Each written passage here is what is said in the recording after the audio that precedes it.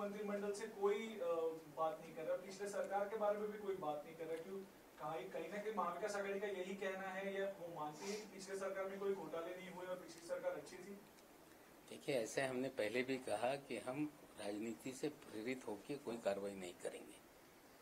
हम किसी के साथ द्वेष की भावना से कार्रवाई नहीं करेंगे। अलग अलग तरीके से जांच चल रही है, जो भी चीजें होगी सामने आएगी और जो गलतियां हैं उस पर निश्चित रूप से कानून से कार्रवाई होगी।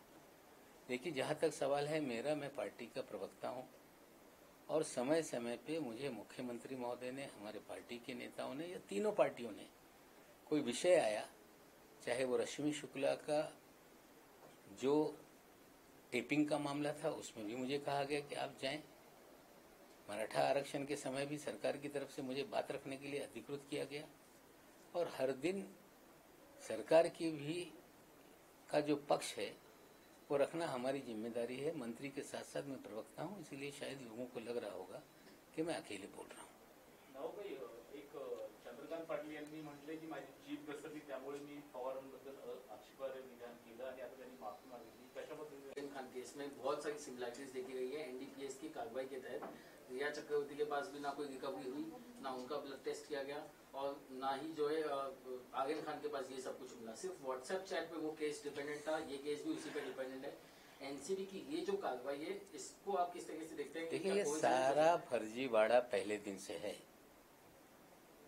जो एनडीपीएस एक्ट बना है उसमें 3 तरह की चीजें हैं। एक, एडिक्शन अगर किसी का है, कोई नशा करा हुआ व्यक्ति आपको पोजीशन में आता है या आप गिरफ्तार करते हैं, तो सबसे पहले अधिकारी की जिम्मेदारी है कि उसका ब्लड और यूरिन का टेस्ट कराया जाए। अगर वो पॉजिटिव आता है तो एडिक्शन का मुकदमा उस पर दायर करके जमानत सेम डे हो जाती है, लेकिन 1 साल की सजा का प्रावधान है। अगर कोई इंटरमीडिएट क्वांटिटी है तो उसके लिए अलग तरह के प्रावधान है। बल्क क्वांटिटी है तो उसके लिए अलग तरह के प्रावधान है। चाहे रिया चक्रवर्ती हो, चाहे आर्यन खान हो या चाहे समीर खान हो, इन सभी केसेस में ज्यादातर केसेस जो वानखेड़े साहब ने बनाए हैं उसमें किसी के पोजीशन में कोई भी ड्रग का रिकवरी नहीं है, ना ही उनके ब्लड या यूरिन का कोई टेस्ट कराया गया। फिर भी उस पे कंजम्पशन के केसेस लगाए गए। अगर वो कंज्यूम करता है तो टेस्ट लेने से साबित हो जाता है कि ये कंज्यूमर है। एक ही थ्योरी चलती है सभी केसेस में कि हमारे पास इलेक्ट्रॉनिक एविडेंस है, हमारे पास व्हाट्सएप चैट है। आज जो टेक्नोलॉजी है, जिस तरह से चीजें हैक की जा रही हैं, और हैक करने में तो वानखेड़े साहब माहिर हैं, हो सकता है ये सारे चैट हैक करके भी किसी के मोबाइल में डाले जा सकते हैं।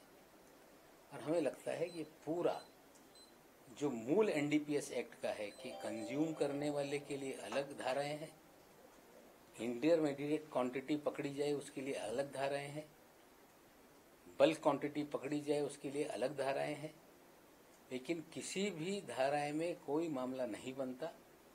इलेक्ट्रॉनिक एविडेंस के आधार पे लोगों को फंसाया जाता है। कोशिश की जाती है कि बेल ज्यादा से ज्यादा जल्दी ना हो पाए। न्यायालय में एनडीपीएस के वकील समय पे हाजिर नहीं रहते। 11 बजे की सुनवाई होगी तो दोपहर तक पहुंचते हैं। लेट सुनवाई शुरू होती है ताकि अगले दिन तारीख पड़ जाए, या तारीख होगी तो उस दिन उनके वकील हाजिर नहीं होते। जज दूसरी तारीख देना चाहते हैं तो हफ्ते भर की तारीख मांगी जाती है। लोगों के बेल के समय कैसे टाइम किल किया जाए, लोगों को ज्यादा दिन जेल में कैसे रखा जाए, एक पूरी तरह से मोड ऑफ ऑपरेंडी ये पूरा एनसीबी का है। अगर आप सभी केसेस में देखेंगे तो रोजनामा से सारी चीजें स्पष्ट हो जाएंगी कि कैसे लोगों की बेल एप्लीकेशन डिले की जाती है, और ये जानबूझ के लोगों को प्रताड़ित करने के लिए खेल शहर में शुरू है। सर, आज एक नई थ्योरी आई है कि आर्यन खान का काउंसलिंग किया, गीता दिया एंड ही एक्सेप्टेड कि मेरे से गलती हो गई। और मुझे तो लगता है कि इलेक्ट्रॉनिक एविडेंस का बात करने वाले अधिकारी वीडियो तो लाएं कि कब काउंसलिंग किया है। क्या जेल के भीतर गए थे? अब ये स्पष्ट हो गया कि जमानत 2 दिन में होने वाली है। देश के बड़े बड़े वकील ये कह रहे हैं कि चीप पब्लिसिटी के लिए बोगस फर्जीवाड़ा किया जा रहा है। हरीश साल्वे जी ने भी अपने बयान में कहा कि ये पूरी तरह से चीप पब्लिसिटी का स्टंट है। जब चारों तरफ से लोग घिर रहे हैं तो कुछ पॉजिटिव खबरें भी चलाई जाए। हमें लगता है ये खबरें प्लान करना बंद करें, सच्चाई का सामना करें। महिमा मंडल करना, पब्लिसिटी लूटना, हमें लगता है ये उचित नहीं है। जो सच्चाई है वो सच्चाई लोगों के सामने रखें, झूठी खबरें ना बनाएं। जैसे जैसे सच्ची खबरें आएंगी सारी झूठी खबरों पे पाणी फिर जाएगा। लेकिन अगर हम देखिए इस पूरी ठीक आहे, आता चूक जर कोणी स्वीकारत असेल तर त्याला कुठेतरी क्षमा करणं हे सर्वांची जबाबदारी आहे। आता जीभ घसरते, पाय घसरणार नाही याची कुठेतरी त्यांनी काळजी घेतली पाहिजे। सर, गोसावी हा अजूनही फरार दिसतोय, फक्त त्याचा असिस्टंट पकडला गेलेला आहे। केपी गोसावी जे आर्यन खानला हँडल करत होता तो महाराष्ट्राच्या पुण्याच्या एका प्रकरणामध्ये फरारी मुजरिम आहे।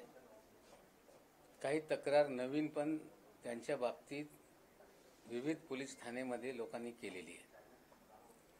पुणे पोलीस त्यांची शोध घेत आहे आणि तो देशात वेगळे वेगळे ठिकाणी कुठेतरी फिरतोय।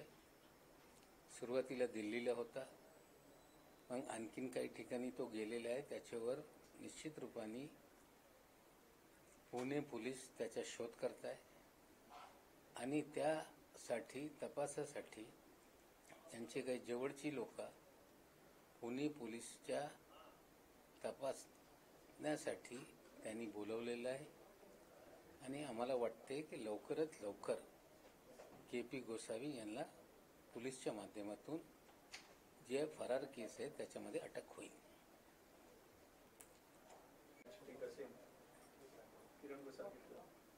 वेगळे वेगळे या महाराष्ट्रामध्ये वेगळे वेगळे ठिकाणी त्याच्यावर गुन्हे आहे। जिथे वॉन्टेड असेल निश्चित रूपाने पुणे पोलीस असतील, पालघर पोलीस असतील किंवा ठाण्याचे पोलीस असतील, निश्चित रूपाने त्यांच्यावर कारवाई करतील। एखादा गुन्हा असेल, फरारी मुजरिम असेल तर निश्चित रूपाने अटक हे बंधनकारक असताना त्यांना अटक करण्याचा प्रयत्न महाराष्ट्राच्या विभिन्न पोलीस स्टेशनचे पोलीस अधिकारी करत आहेत। वारंवार तुमच्या जावयाचं उदाहरण देऊन भाजपचे नेते आजही टीका करतात की नावामध्ये त्यांच्या जावयाला अटक झाली म्हणून ते सगळं प्रकरण बाहेर काढतात आणि एसीबी विरोधात बोलतात। आणि ती शेती जी आहे ती म्हणजे हर्बल गांजाची म्हणजे करतात असं दाखवतात। भाजपवाले पहिल्या दिवसापासून देवेंद्र फडणवीस असतील, विरोधी पक्षनेते दुसरे दरेकर असतील किंवा संपूर्ण भाजपचे नेते जेव्हा 13 तारखेला याच वर्षामध्ये जानेवारीमध्ये समीर खान यांना अटक करण्यात आली तेव्हा मला पत्रकारांनी विचारल्यानंतर मी हीच प्रतिक्रिया दिली होती की कायद्यापेक्षा कोणी मोठा नाही, कायदा आपला काम करेल आणि मला या देशातली न्याय व्यवस्थेवर पूर्णपणे विश्वास आहे। त्यानंतर 8.5 महिने भारतीय जनता पक्षाचे नेते माझ्या जावयांच्या बाबतीत मला प्रश्न विचारत राहिले। 6 तारखेला या महिन्यामध्ये जेव्हा मी किरण गोसावी, मनीष भानुशाली यांच्या बाबतीत खुलासा केल्यानंतर पुन्हा सर्व पत्रकारांनी त्या प्रेस कॉन्फरन्समध्ये जावयाच्या बाबतीत प्रश्न विचारला तेव्हा मी बोललो की जी आधी माझी भूमिका होती तीच भूमिका त्या 6 तारखेला पण होती। नंतर 9 तारखेला प्रेस कॉन्फरन्स झाली, पुन्हा हेच प्रश्न विचारण्यात आले तेव्हा भूमिका हीच होती की न्याय व्यवस्थेवर माझा विश्वास आहे। एनसीबीचे अधिकारी ज्ञानेश्वर सिंगनी सांगितलं की त्यांच्या प्रिजुडिस असताना हे बोलताय, पण त्यांना 27 सप्टेंबरला जामीन कोर्टाने दिला होता। एनडीपीएस न्यायालयाने जस्टिस ए जोगलेकर साहेबांच्या न्यायालयाने त्यांना जामीन दिला होता 8.5 महिन्यानंतर. 12 तारखेला या महिन्याच्या त्या ऑर्डरवर जज साहेबांची सही झाली. 13 तारखेला ऑर्डर हे ऑनलाईन जे कोर्टाचं पोर्टल आहे त्याच्यावर लोड झाला आणि 13 तारखेला ऑर्डर मी सगळ्यांच्या समोर ठेवलेलं आहे. ऑर्डरमध्ये जी सेक्शन्स लावण्यात आली 39 आणि 27A म्हणजे ड्रग रॅकेटचा, तो याच्यात कुठेही सिद्ध होत नाही असं जस्टिफिकेशन देऊन जज साहेबांनी जामीन दिलेला आहे. आज पुन्हा सांगतो की माझ्या जावईच्या घरात, ऑफिसमध्ये कुठलंही काहीही या NCBला ऑब्जेक्शनेबल काही मिळालेलं नाही. पंचनामा आपल्या समोर मी ठेवलेला आहे. जी एक इलेक्ट्रॉनिक एव्हिडन्स जे रिया चक्रवर्तीच्या केसमध्ये असतील, आर्यन खानच्या केसमध्ये असतील किंवा समीर खानच्या केसमध्ये असतील, व्हॉट्सअप चॅटच्या आधारावर सगळे सांगताय की आमच्याकडे पुरावे. 20,000 रुपयाच्या गुगल ट्रान्सफरचा ते हवाला देत आहेत. 8.5 महिने कोर्टाला दाखवत राहिले की 5 लाख रुपयाचे व्हॉट्सअप चॅट आमच्याकडे. जो चॅट आमच्या लहान जवाईंनी समीर खानला पाठवला होता त्याचा आधार घेऊन 8.5 महिने त्याला तुरुंगात ठेवण्यात आले.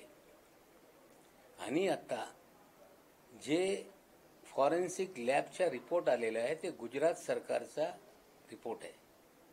त्या रिपोर्टमध्ये 200 किलो गांजा सांगत असताना 7 ग्राम गांजा त्याच्यात हे रिपोर्टमध्ये आलेला आहे.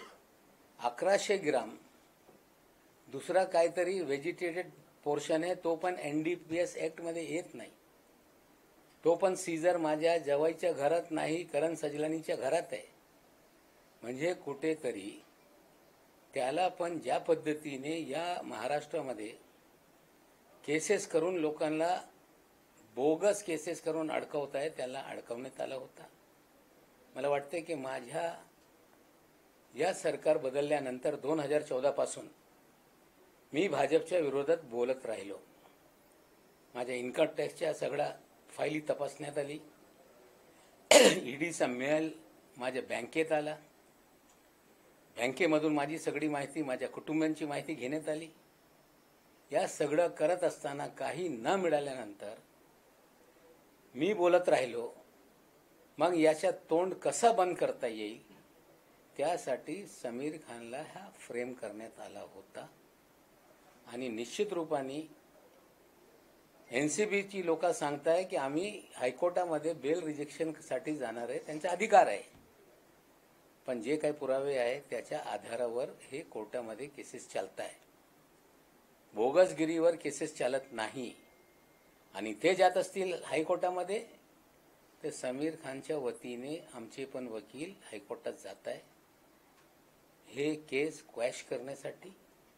आणि कायदेशीर जे लढाई निश्चित रूपाने त्यांना अधिकार आहे ते लढतील.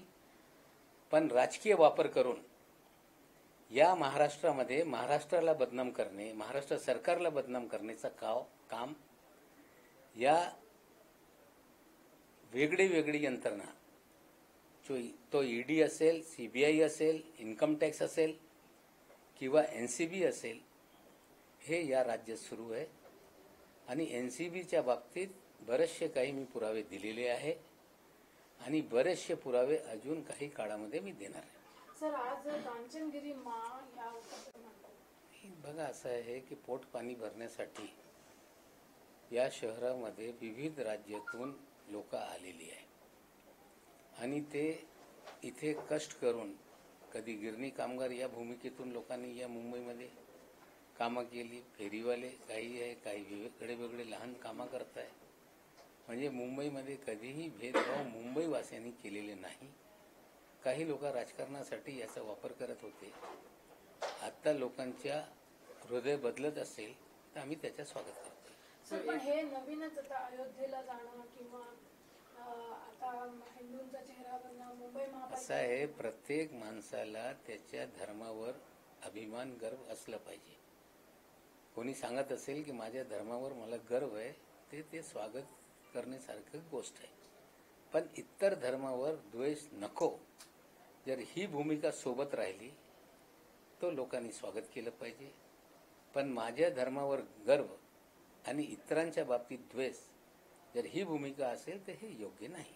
सर एक सवाल हिंदी में भी आपसे पूछना चाहूंगा कि Rhea Chakraborty full lockdown full unlock का चर्चा नहीं, देखिए हमने पहले ही कहा था कि हमारी पार्टी का स्पष्ट मत है कि अब त्यौहार आ रहे हैं, लॉकडाउन में बड़े पैमाने पे लोगों का नुकसान हुआ है, विशेषकर रेस्टोरेंट है, व्यापारी हैं, दुकानदार हैं. कहीं न कहीं जो मर्यादा दुकानों की है, होटलों की है, वो खोल देनी चाहिए. और साथ ही साथ 1.5 साल का जो नुकसान है उसकी भरपाई के लिए और समय बढ़ाया जा सकता है क्या, ये भी अंदाज लेके निर्णय लेना चाहिए.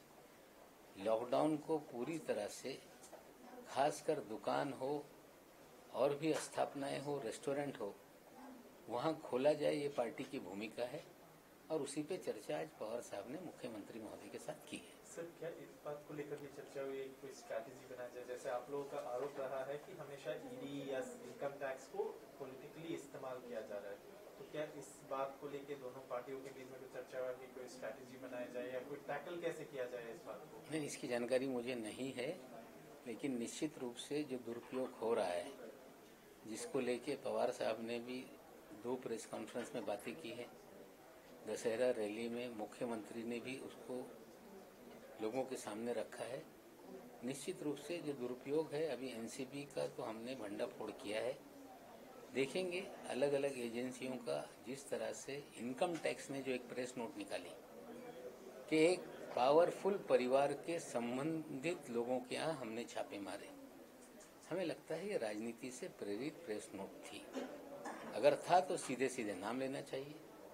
इनकम टैक्स के अपने कानून है, उसके तहत अगर टैक्स चोरी का मामला है तो नोटिस निकाली जा सकती है, टैक्स इम्पोज किए जा सकते हैं. लेकिन जो इनकम टैक्स की प्रेस रिलीज थी वो राजनीति से प्रेरित थी, लोगों को बदनाम करने के लिए थी. ये स्पष्ट हो रहा है. नाम ले लेते तो हम उसको उस पर जवाब देते. लेकिन आपको बता दें कि ईडी का दुरुपयोग हुआ.